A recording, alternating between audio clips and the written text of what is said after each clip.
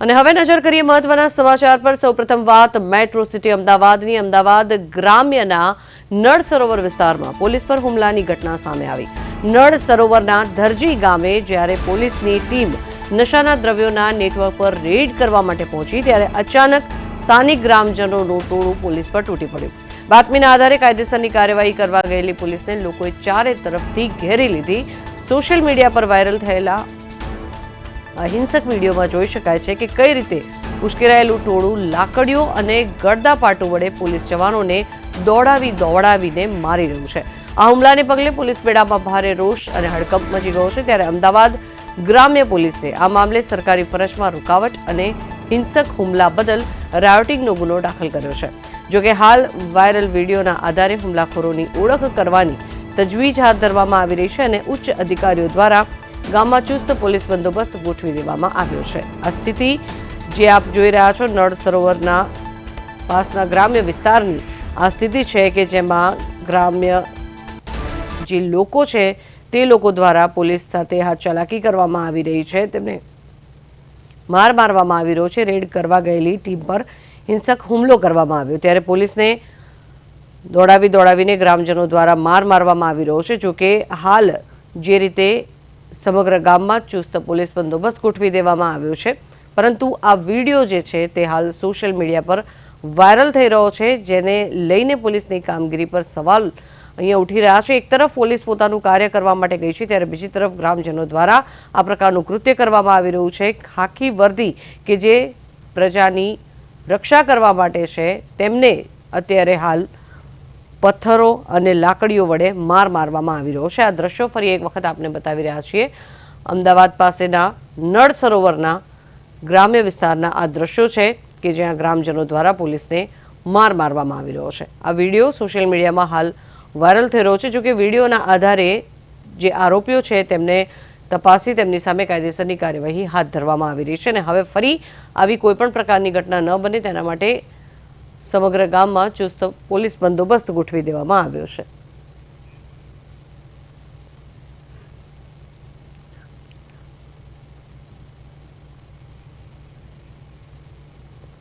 તો આ અંગે વધુ માહિતી મેળવીએ। આપણી સાથે સંવાદદાતા હરિઓમ સોલંકી જોડાઈ ગયા છે। હરિઓમ, શું પરિસ્થિતિ છે અત્યારે? કારણ કે જે રીતે આ સ્થિતિ અહીંયા જોવા મળી રહી છે, જે વિડીયો વાયરલ થયો છે, આ બધા સંકેતો એવું આપી રહ્યા છે કે જે પ્રમાણે ખાખી કે જે રક્ષા કરવા માટે છે અત્યારે હાલ તેને લોકો મારી રહ્યા છે। જી ચોક્કસ જંખના નવ સરોવરના દરજી ગામની આ ઘટના છે। જી નળ સરોવરના દરજી ગામની આ સમગ્ર ઘટના છે અને જેમાં લોકો દ્વારા પોલીસ પર હુમલો કરવાની ઘટના સામે આવી છે। હાલ પોલીસ વિડીયોના આધારે તમામ લોકોને પકડી પાડવા માટેના ચક્રો ગતિમાન કર્યા છે। પોલીસ દ્વારા એમને બાતમી મળી હતી કે દરજી ગામ ખાતે નશાકારક દ્રવ્યોનો કોઈ કારોબાર થઈ રહ્યો છે અને એના કારણે પોલીસ ત્યાં દરોડો કરવા ગઈ અને ત્યાં આગળ તેમના પર સ્થાનિકો દ્વારા હિચકરો હુમલો કરવામાં આવ્યો છે। ગળદાપાટુનો મારવામાં આવ્યો છે અને પોલીસને રીતસર દોડાવી અને તેમના પર હુમલો કરવામાં આવ્યો છે અને આ અરાજકતાના જોતા જે રક્ષક છે તેના પર જ હુમલો કરવાની જે ઘટના સામે આવી છે તેની કારણે પોલીસ બેડામાં હડકંપ દેખાઈ રહ્યો છે અને તાત્કાલિક અસરથી ઉચ્ચ અધિકારીઓ દ્વારા સમગ્ર વિસ્તારમાંથી પોલીસ બોલાવી અને ગામને પોલીસ છાવણીમાં પરિવર્તિત કરી દેવામાં આવ્યું છે। હાલ પોલીસે મળતી માહિતી મુજબ 100 ઉપરાંત લોકો વિરુદ્ધ ટોળા વિરુદ્ધ રાયોટિંગનો ગુનો દાખલ કર્યો છે, ફરજમાં રૂકાવટ માટેનો ગુનો દાખલ કર્યો છે અને વાયરલ વિડીયોના આધારે તમામ લોકોને પકડી પાડવાની તજવીજ પણ હાથ ધરવામાં આવી છે। સૌથી મોટા બ્રેકિંગ અત્યારે હું આપી દઉં આપને, અમદાવાદ એસપી કચેરી ખાતે હાલ આ સમગ્ર મામલે પોલીસના ઉચ્ચ અધિકારીઓ દ્વારા એક પ્રેસ કોન્ફરન્સ કરી સમગ્ર માહિતી પણ આપવામાં આવનાર છે। જી જંખના, આ જે સ્થિતિ અત્યારે જોવા મળી રહી છે એ સ્થિતિ ઘણા બધા સવાલો ઉઠાવે છે, કારણ કે એક પોલીસ કે જેનાથી લોકો ડરતા હોય છે, જેની કામગીરીની સામે અવાજ ઉઠાવવામાં પણ લોકોને ક્યાંક ને ક્યાંક ચિંતા થતી હોય છે, ત્યારે આ પ્રમાણે પથ્થરો મારવા, લાકડીઓ મારવી, આ કયા અંશે યોગ્ય કહી શકાય? જે ચોક્કસથી બિલકુલ અયોગ્ય છે. જે રક્ષકો છે પોલીસ તંત્ર શાંતિ અને સુરક્ષા માટે સ્થપાયેલી છે, ત્યારે એક અનૈતિક પ્રવૃત્તિની સામે પોલીસ જ્યારે કાયદાકીય પ્રહાર કરવા ગઈ હતી, ત્યારે તેના પર જ પથ્થરો અને લાકડીઓથી પ્રહાર થવો એ સખત નિંદનીય વાત છે. ત્યારે હાલ પોલીસ દ્વારા સમગ્ર મામલે ઉચ્ચ કક્ષાએ તપાસ પણ કરવામાં આવશે અને જે પોલીસના અધિકારીઓ કર્મચારીઓને વાગ્યું છે તેમની સારવારથી લઈ અને સમગ્ર મામલે ઊંડાણપૂર્વક હાલ પોલીસ કડકાઈપૂર્વક કામ કરવાના મૂડમાં દેખાઈ રહી છે. ગ્રામજનોની સામે શું કાર્યવાહી થઈ છે હરિઓમ, જ્યારે આ પ્રકારની પોલીસ પર તેમણે કાર્યવાહી કરી છે અને તેમને માર માર્યો છે? જી ચોક્કસથી પોલીસ હાલ એસપી કચેરી ખાતે જે પ્રેસ કોન્ફરન્સ કરશે તેમાં પોલીસ આ સમગ્ર મામલે મોટા મોટા ખુલાસાઓ કરશે.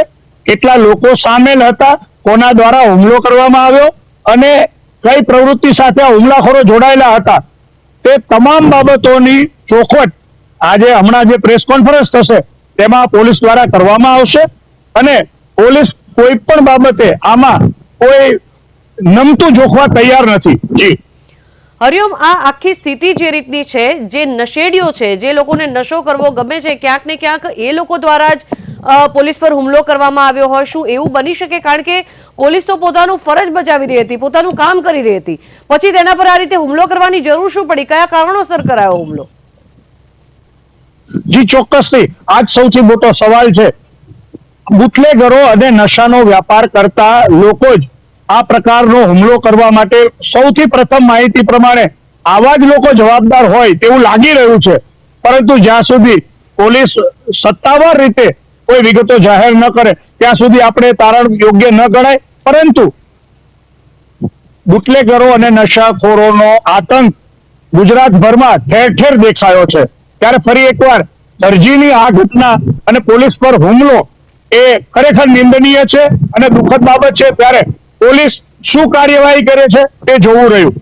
જી આભાર હરિઓમ સમગ્ર માહિતી બદલ. તો જે પ્રમાણેની આ સ્થિતિ છે, જે વિડીયોમાં જોવા મળી રહી છે, નળ સરોવર પાસેનો ગ્રામ્ય વિસ્તાર અને જ્યાં બુટલેગરો બેફામ બન્યા છે, પોલીસ કે જે ખાખી વર્દી પહેરે છે, દેશની રક્ષા કરે છે, તે પોલીસના જવાનો પર જ આ પ્રકારનો હુમલો કરવામાં આવ્યો છે અને મારીને પોલીસના અધિકારીઓને અહીંયાથી દોડાવવામાં આવ્યા છે. જોકે તેમની સામે હવે કાયદેસરની કાર્યવાહી હાથ ધરવામાં આવશે. કમિશનર ની સાથે વાત થઈને અન્ય જે શહેરની પોલીસ છે એને પણ અહીંયા ખડકી દેવામાં આવી છે અને ચુસ્ત પોલીસ બંદોબસ્ત હાલ આ ગામમાં ગોઠવી દેવામાં આવ્યો છે.